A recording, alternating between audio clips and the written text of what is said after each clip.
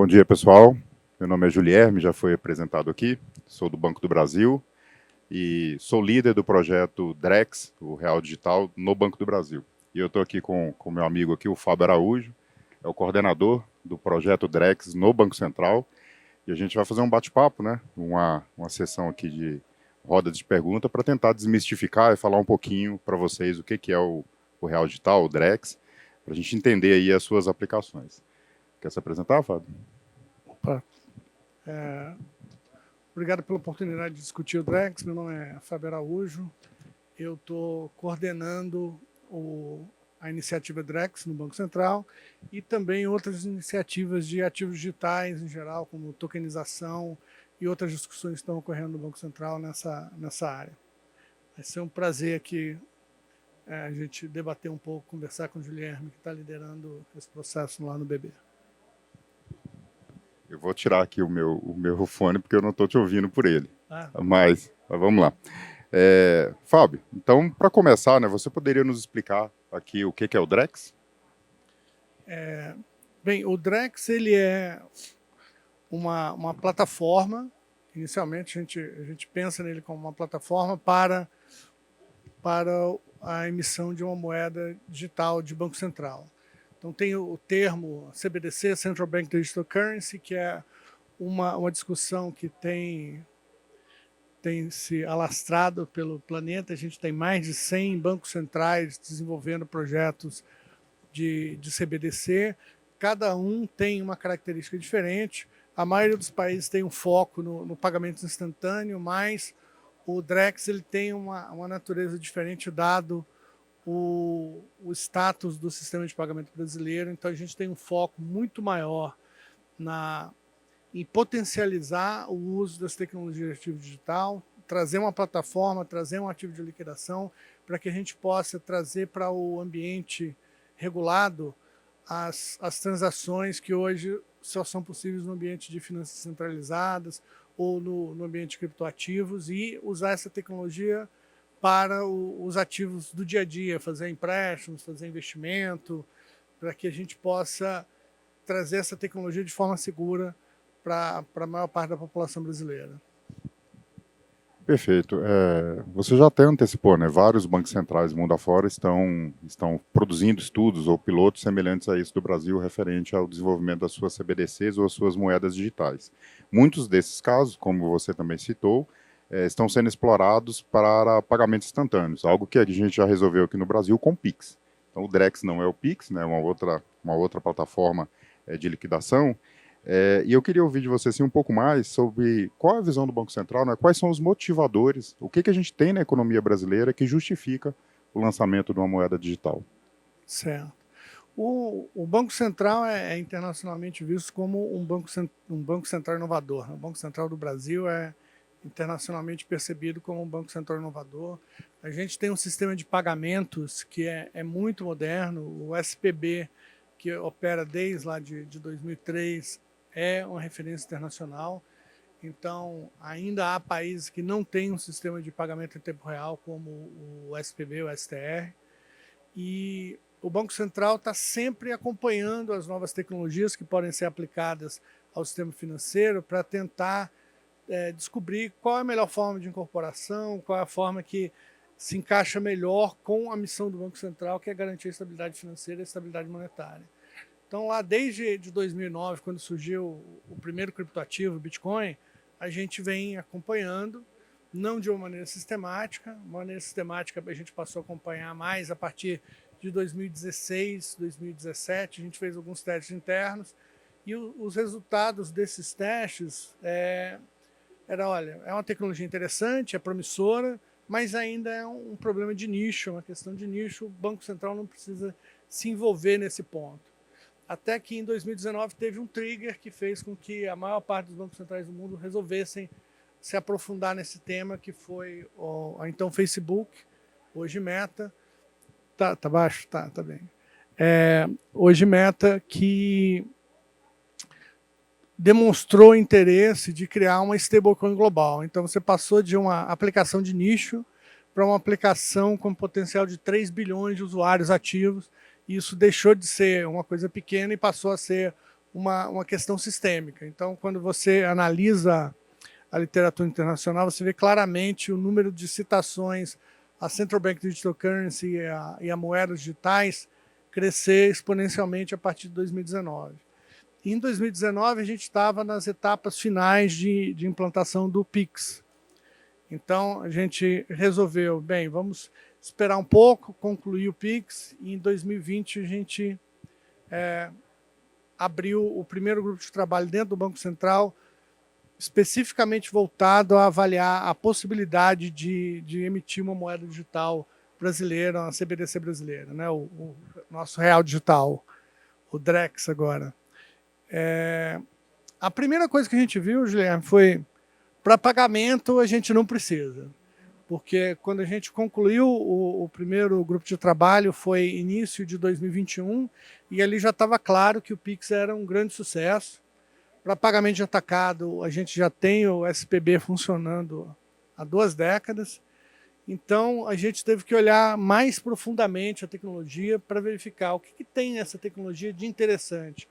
E aí, apesar dos bancos centrais focarem muito em pagamento instantâneo ou outros mecanismos de pagamento, a gente viu que essa tecnologia de ativos digitais, com a composibilidade e a facilidade de você transitar com informação, ela se relacionava muito mais com a iniciativa do Open Finance, que a gente já estava também desenvolvendo no Banco Central. Então a gente viu o potencial de você trazer programabilidade e que você tivesse especialização no mercado, fintechs oferecendo serviços específicos que pudesse ser composto para formar um serviço final que está perfeitamente alinhado com a visão que a gente tem propagado e tem discutido com a sociedade dentro do Open Finance. Eu acho que essa é a motivação principal, né? Assim, resumindo, o Pix ele democratizou o acesso aos serviços de pagamento, e com a programabilidade, juntando o Drex com as ideias do Open Finance, a gente espera poder democratizar o acesso aos serviços financeiros. Muito bom. Assim, espero que o pessoal esteja acompanhando aqui, porque o que a gente vai começar a falar aqui agora é do que está por trás, né? Além de ser uma moeda, uma emissão da moeda brasileira em um ambiente digital, o Drex é muito mais uma plataforma que vai conectar instituições financeiras e demais participantes, onde nós vamos fazer negócios com ativos representados na sua forma digital, ou ativos tokenizados. Nesse contexto, você pode nos explicar o que é a tokenização e como é que o Drex vai funcionar nesse ambiente? A tokenização é uma palavra que está sendo muito utilizada e hoje em dia ela tem basicamente 2 usos diferentes, né? Então, a questão da semântica do que é tokenização é um aspecto que vários bancos centrais estão discutindo. Nos fóruns internacionais, cada organismo usa uma definição um pouco diferente, mas, de uma maneira geral, você tem duas atividades que recebem esse label, essa etiqueta, né, de tokenização. Uma é a maioria dos experimentos que a gente vê hoje em dia no mercado.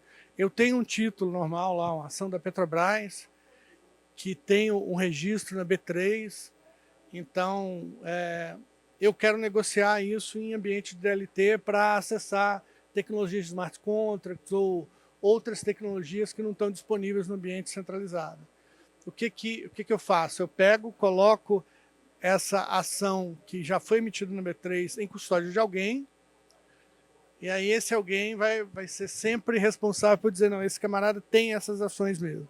Aí eu emito um token dentro de um ambiente de negociação, representando aquelas ações. É como se fosse uma ADR, né? Que a gente pega aqui as ações da Petrobras e leva para a Bolsa de Nova York. Então você coloca as em custódia aqui, lança uma ADR lá para negociar a Petrobras nesse outro ambiente. Então é uma coisa análoga a isso dentro do ambiente de tokenização, do ambiente de ativos digitais. Essa é a primeira forma, é a forma que está ocorrendo, é a forma que a legislação hoje permite de uma maneira mais simples. Só que a gente vê que isso pode até simplificar alguns passos, mas você coloca um outro passo na cadeia de negociação do ativo. Não faz sentido, se é útil você ter essa negociação no ambiente de de ativos digitais, você ter que fazer todo o procedimento no ambiente tradicional, travar, emitir em outro ambiente e começar a vida nesse novo ambiente. O ideal seria que você pudesse já emitir nesse novo ambiente e a partir daí você fazer toda a negociação. Então, a tokenização ela tem essas duas faces, né? A face mais contemporânea é eu pegar os títulos que já existem e levar para esse ambiente onde eu posso acessar novas tecnologias, e o que a gente gostaria que ela se tornasse, e a gente precisa mexer na regulação, seria de eu já poder registrar esses títulos em um ambiente digital e fazer o uso da tecnologia diretamente em cima desses novos tokens. Ok, Fábio, então vamos falar aqui um pouquinho, né? Acho que todo mundo fica perguntando o seguinte, e aí, o que vai mudar na minha vida? Como é que os cidadãos vão fazer o uso do Drex? Você pode nos dar exemplos aqui de serviços que serão oferecidos ou produtos que serão oferecidos com o Drex?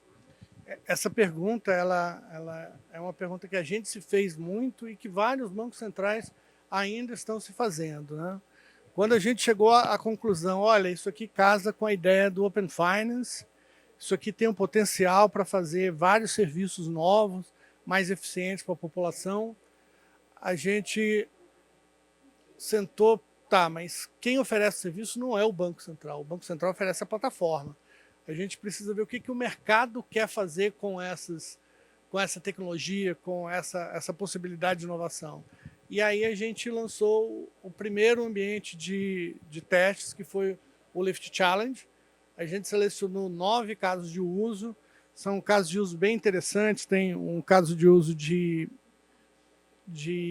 pool de liquidez, que é um ambiente que existe bastante no ambiente de finanças centralizadas, é um protocolo que eles usam muito no ambiente de finanças centralizadas. A gente testou essa possibilidade no Drex.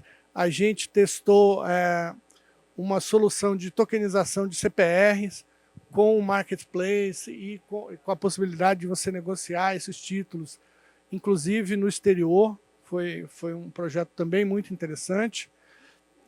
Teve uma solução de dinheiro programável para rastrear como é que os fundos de crédito rural direcionado estavam sendo usados. Você tem o manual de crédito rural, que para você fazer o uso dos recursos, você tem que seguir aquele manual. Então, você pode automatizar o manual e diminuir o custo de observância de uma transação dessas. E, além disso, a gente tem aquele caso que... Está um ruído? Não, estou te ouvindo. Está me ouvindo bem? Tá. Além disso, tem o caso que a comunicação do Banco Central está usando bastante, que é da transferência de imóveis e de automóveis, que você tem aquele ponto ali da negociação. Eu estou comprando um automóvel usado, eu tenho sempre aquela questão, eu faço o pagamento agora e pego o título depois, ou eu pego o título e depois faço o pagamento. Você tem um risco aí de contraparte que, para o mercado atual, não vale a pena você eliminar esse risco. Você teria que contratar uma terceira pessoa e aí acabaria ficando muito caro. No ambiente do Drex, essa terceira parte, essa terceira pessoa, seria uma escrow account que pode ser implementada no smart contract com um custo de centavos. Então, você poderia fazer assim, eu transfiro o dinheiro para esse smart contract, o proprietário do automóvel transfere o automóvel para o smart contract vê se todas as condições da transação foram verificadas. Sendo verificadas, ele faz a troca, te entrega o dinheiro, me entrega o automóvel. Não sendo verificado, ele fala, não deu certo a operação, toma o seu automóvel de volta, toma o seu dinheiro de volta. Isso acaba com o risco de contraparte. E essa mesma ideia, ela pode ser aplicada para negociações financeiras, para negociações com imóveis. Então, você tem essa ferramenta, que é uma ferramenta assim, muito clara, que pode ser utilizada para construir novos produtos, né? A gente acha que vai ter bastante novidade no mercado com base nessas ideias. Essa aqui eu até queria fazer um complemento, né, falando como banco, e os bancos vão explorar muito fortemente, as instituições financeiras vão explorar muito fortemente as potencialidades do Drex e da tokenização. Então, nós vemos que negociações ou transações que exigem a participação de intermediários, que acabam tornando esse processo caro ou demorado, digamos assim, elas tendem a ser simplificadas, o que não quer dizer que o intermediário vai deixar de existir. Mas o processo feito de uma forma digital, na plataforma do Drex, onde a gente tem o bem tokenizado e tem a moeda de liquidação no mesmo ambiente, ela tende a ser mais simplificada. Com isso, nós teremos uma operação de compra e venda de um imóvel, uma operação de compra e venda de um carro, que é o que está mais palpável no nosso dia a dia, feita de forma mais célere e mais barata, no final das contas, o custo financeiro dela, né? Também nós vamos explorar muito possivelmente, os ativos de investimento, aqueles ativos um pouco mais sofisticados. Alguns dos nossos clientes não têm acesso a alguns títulos de investimento pelo seu valor de face, que é muito alto. Quando a gente puder usar a tokenização dentro do ambiente do Drex, nós vamos poder distribuir esses títulos de uma forma fracionada, portanto mais barata, e com isso um número maior de clientes vai ter acesso a esse tipo de operação de investimento. E também as operações de empréstimos, né? Uma das coisas que barateia o custo do empréstimo é o oferecimento de alguma garantia. E muitos clientes precisam de empréstimos e têm investimentos, na forma de títulos, né? Por exemplo, títulos públicos. E esses títulos, por exemplo, se eles estiverem tokenizados no ambiente do Drex, o nosso cliente poderá pegar um empréstimo oferecendo seus títulos como investimento, como garantia, e esse empréstimo, portanto, será mais barato e mais seguro para o banco, porque naquele ambiente a gente consegue fazer a liquidação dessa operação, caso o cliente não consiga pagar. Esses pontos que você levantou são muito interessantes e eu acho importante estressar o seguinte: o Banco Central, apesar de sempre perguntarem para a gente quais são as possibilidades, quais são os produtos, o Banco Central só oferece a plataforma. Quem oferece o produto são os bancos, são as fintechs, são as cooperativas. O Banco Central está aqui como enabler do sistema, né? Você dá a plataforma para que esses produtos possam ser apresentados à sociedade. Muito bem, e assim, aproveitando até o gancho, né, a gente já começou nesse assunto e tem uma pergunta que eu acho que é bem interessante. Como que a gente explicar, eu queria até que você tentasse explicar para a gente a sistemática, a matemática por trás, na hora que a gente fala que o sistema financeiro ele será mais eficiente e mais barato com a chegada do Drex. Certo. Bem, um primeiro aspecto é a padronização e a redução do custo de compliance. Como eu dei o exemplo lá do dinheiro programável, onde um smart contract já testava todas as condições do manual de crédito, você pode ter toda a inteligência de negócio embarcada já dentro do token, facilitando com que você faça hoje verificações, que você precisa de uma pessoa para verificar no sistema, fazer um pagamento, acionar atualizar um banco de dados, e isso já pode ser feito automaticamente usando os ambientes de smart contracts. A gente já vê algumas soluções fazendo isso, então isso diminui bastante o custo operacional das transações, que é um custo muito importante. Além disso, você tem a padronização do ambiente, facilita com que novos participantes possam oferecer produto, possam inovar, possam oferecer um ambiente mais competitivo, né, com mais concorrência. Isso tende a reduzir também o custo. Você tem a simplificação dos processos e potencialmente até a redução da necessidade de intermediários, e aí você não precisa mais daquela remuneração para aquela atividade, você simplificou o processo, tanto que ele pode ser automatizado, e aí você garante todo o ciclo de negociação sem adição de risco, mas com a redução de custo. E, finalmente, você tem um outro aspecto para reduzir o custo, que é a facilidade da execução de garantias. Hoje a gente sabe que para cada real que tem default no mercado de crédito, a gente recupera, em média, 18 centavos. Então, é uma recuperação muito baixa, a execução de garantias no Brasil é muito difícil. Com um ambiente automatizado e com um ativo que já é dado em garantia, a execução é automática, então você baixa o risco de uma maneira fenomenal. Então, você pode baixar muito o custo final, porque dado que eu sei que eu vou conseguir recuperar o crédito, eu não preciso ter uma taxa de juros tão elevada. Perfeito.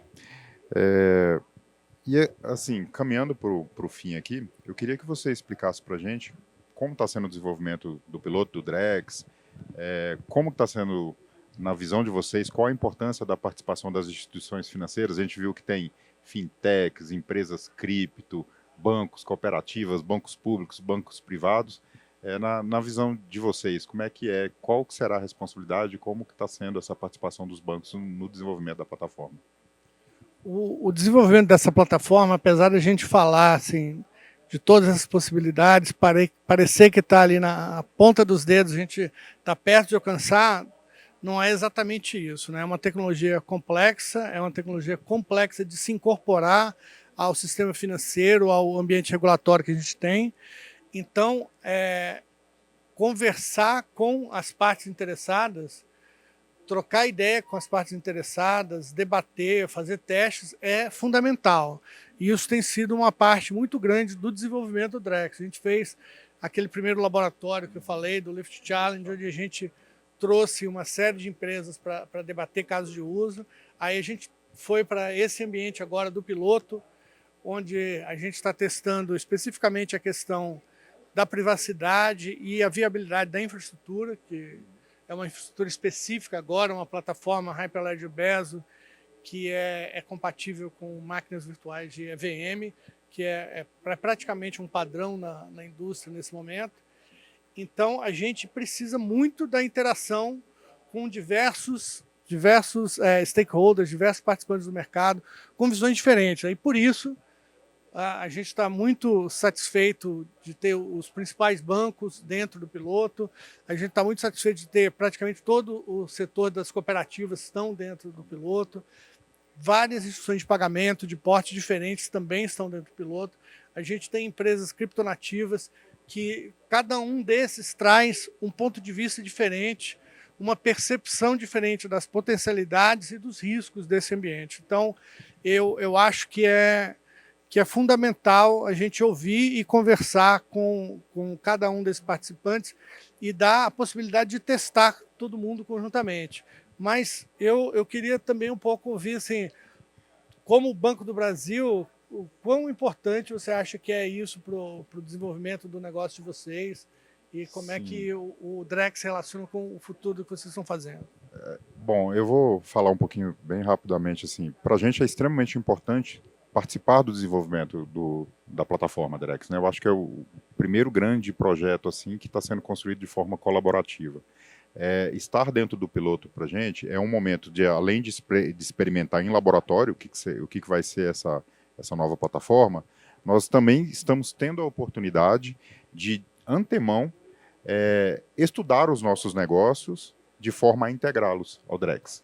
E também avaliar quais são os potenciais negócios ou serviços ou funcionalidades nós vamos lançar quando o Drex se tornar uma realidade. Então, nós encaramos essa oportunidade de estar desenvolvendo o Drex em piloto para que a gente já possa se preparar, para que o banco possa se preparar a sua estrutura e preparar a sua estrutura de produtos para que a gente possa estar alinhado com as potencialidades do Drex quando isso se tornar uma realidade.